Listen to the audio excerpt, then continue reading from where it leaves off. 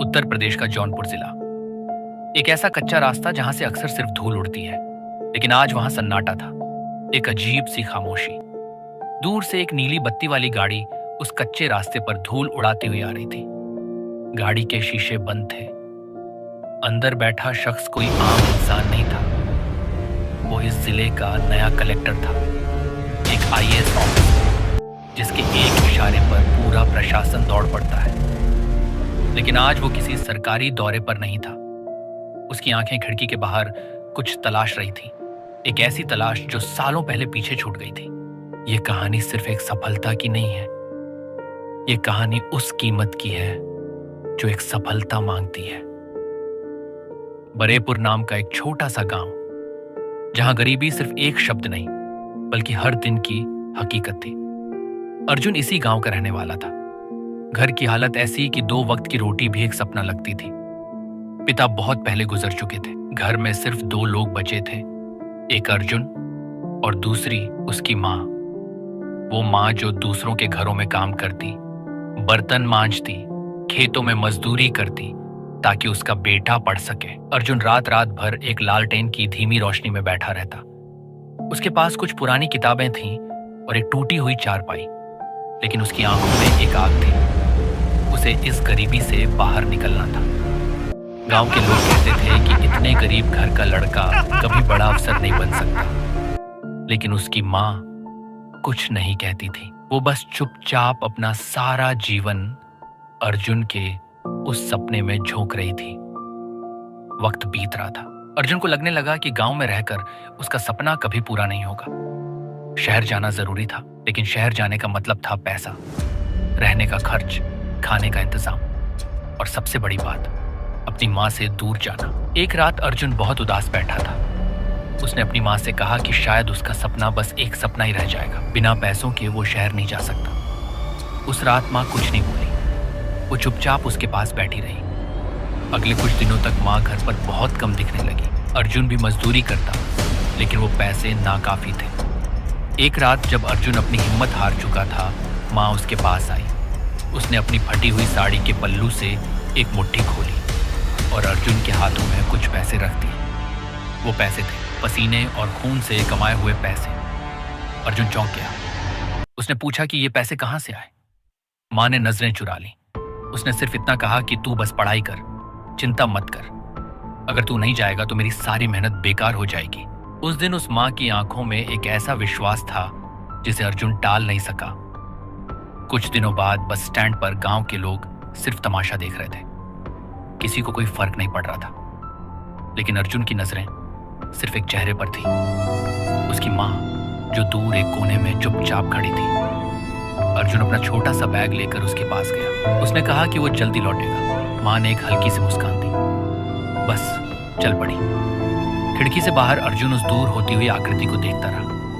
उसे नहीं पता था कि ये दूरी कुछ दिनों की नहीं, सालों की होने वाली है। शहर की जिंदगी आसान नहीं थी। अर्जुन को एक बहुत तंग कमरा मिला, जहां उसके साथ 4 और लोग रहते थे। दिन भर वो पढ़ाई करता, रात को छोटे मोटे काम करके अपना गुजारा करता। कई बार ऐसा होता कि उसे खाली पेट सोना पड़ता, लेकिन जब भी वो टूटता, उसे अपनी माँ की याद आ जाती, उसका वो विश्वास याद आ जाता। शुरू में अर्जुन अपनी माँ को खत लिखता था। गांव में जब भी डाकिया आता, माँ दौड़कर बाहर आती।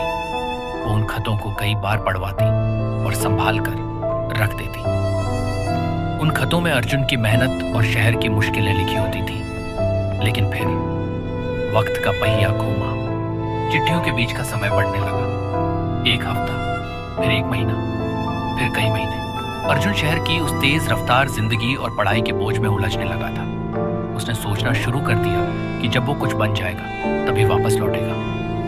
उधर गांव में माँ हर दिन डाकिये की राह देखती। ज्यादातर दिन खाली गुजरते। घर चलाने के लिए और अर्जुन को पैसे भेजने के लिए अब गांव में काम नहीं मिलता था। इसलिए माँ ने एक ऐसा रास्ता चुना जो मौत से कम नहीं था। ईंट का भट्टा, जहां सूरज निकलने से पहले काम शुरू हो जाता था। ठंडी मिट्टी को गूंथना, गीली ईंटों को सांचों में ढालना फिर सूखने के बाद उन्हें सिर पर ढोना। जलती धूप में भारी ईंटें अपने सिर पर ढोते ढोते उसके हाथों में गहरे छाले पड़ गए थे। हथेलियां फटकर पत्थर जैसी हो गई थी, लेकिन उसने काम छोड़ना नहीं सीखा।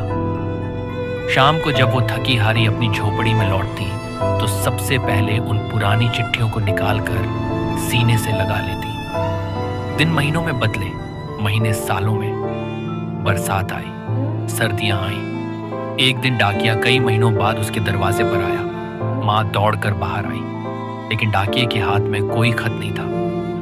अब कोई खत नहीं आता तुम्हारे नाम?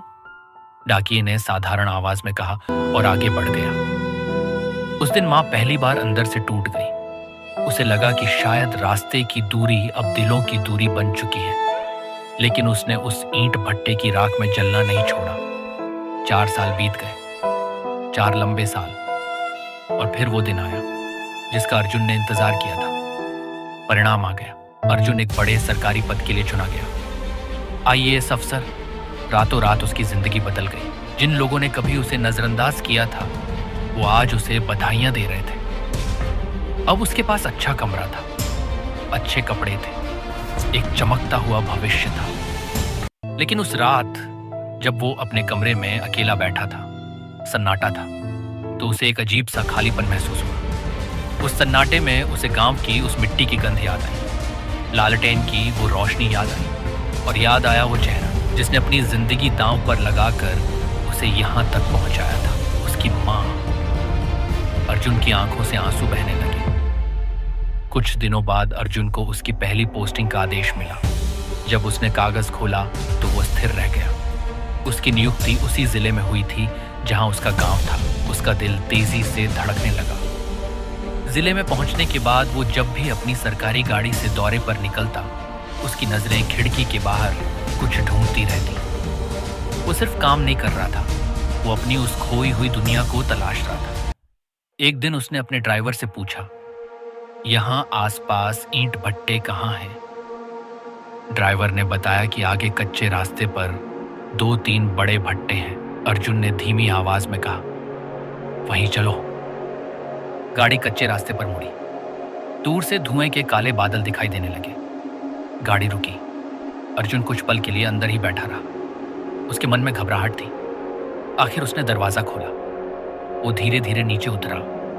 उसकी नजर मजदूरों की उस भीड़ पर घूमने लगी, और तभी उसकी नजरें वहीं जम गई। एक औरत जिसके सिर पर ईंटों का भारी बोझ था, जिसके कपड़े धूल से सने थे, जिसके हाथों में गहरे छाले थे, जो हर कदम बहुत भारीपन से उठा रही थी, वो अर्जुन की मां थी। अर्जुन के गले में शब्द अटक गए। 4 साल पहले जिसने उसे आगे बढ़ने के लिए सब कुछ दे दिया था, आज वो इतनी कठिन हालत में खड़ी थी। अर्जुन ने एक गहरी सांस ली और कांपती हुई आवाज में पुकारा, मां। आवाज हल्की थी, लेकिन मां रुक गई। उसने धीरे धीरे मुड़कर देखा। सामने साफ कपड़ों में खड़ा एक मजबूत आदमी, पीछे एक सरकारी नीली बत्ती वाली गाड़ी। पहले तो वो पहचान नहीं पाई, लेकिन अगले ही पल उसकी आंखें फैल गईं। अर्जुन आगे बढ़ा। उसके कदम भारी थे। तू यहाँ? उसके मुंह से सिर्फ इतना ही निकला। मां ने एक फीकी सी मुस्कान लाने की कोशिश की। काम करती हूं। उसकी आवाज में कोई शिकायत नहीं थी। अर्जुन की नजर उसके फटे हुए हाथों पर गई। उंगलियां फट चुकी थी। उसे याद आया, इन्हीं हाथों ने उसे वो पैसों की मुट्ठी दी थी। तूने बताया क्यों नहीं? अर्जुन ने पछतावे से पूछा। मां ने नजरें झुका ली। क्या बताती, तू अपने काम में लगा था। तभी वहां भट्टे का मुंशी आ गया। उसने तेज आवाज में मां से कहा, यहां क्या कर रही हो? काम छोड़कर बैठी हो? अर्जुन ने मुंशी की तरफ देखा। उसकी आवाज बहुत शांत थी, लेकिन सख्त थी। इनसे ऐसे बात मत करो। मुंशी हड़बड़ाया। आप कौन होते हैं बीच में बोलने वाले? अर्जुन ने अपनी जेब से अपना सरकारी पहचान पत्र निकाला और मुंशी के सामने कर दिया। मुंशी का चेहरा सफेद पड़ गया। साहब, मुझे पता नहीं था। अर्जुन ने बिना गुस्सा किए कहा। आज से ये यहाँ काम नहीं करेंगी। अर्जुन ने अपनी माँ की तरफ देखा। चल माँ मेरे साथ। वो अपनी माँ को लेकर उस सरकारी गाड़ी की तरफ बढ़ा। माँ के कदम धीमे थे, जैसे वो अपने पुराने जीवन से दूर हो रही हो। गाड़ी में बैठकर माँ ने खिड़की से बाहर देखा। वही रास्ते जिन पर वो रोज पैदल चलती थी, आज सब कुछ अलग लग रहा था। गाड़ी उसी पुराने जर्जर हो चुके घर के सामने रुकी। घर की दीवारें ढह रही थी, दरवाजे टूट चुके थे। अर्जुन अपनी माँ के साथ गाड़ी से उतरा। उसने कहा, सब यहीं से शुरू हुआ था और यहीं से फिर शुरू करेंगे। माँ की आंखों से अब आंसू बहने लगे। इतने सालों का रुका हुआ दर्द बाहर आ रहा था। अर्जुन ने उसे संभाला। अब अकेली नहीं है माँ। अगले ही दिन से उस पुराने घर की मरम्मत शुरू हो गई। टूटी छत को हटाया गया, नई लकड़ियां लगाई गई, दीवारों पर नया रंग चढ़ा।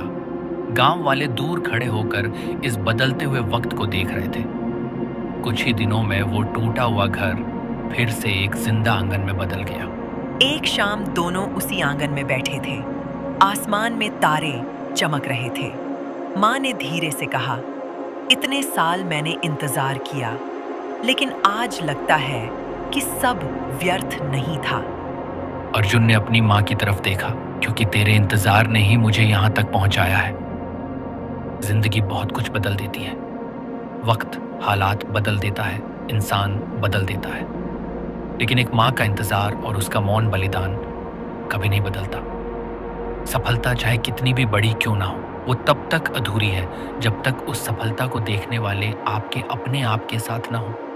अगर आपकी जिंदगी में भी कोई ऐसा है जिसने आपके सपनों के लिए खुद को राख कर दिया, तो पलट कर उन्हें जरूर देखना, क्योंकि जो इंसान आपको बनाने के लिए खुद को मिटा देता है, वो कभी आपसे कुछ मांगता नहीं। वो बस आपके लौटने का इंतजार करता है।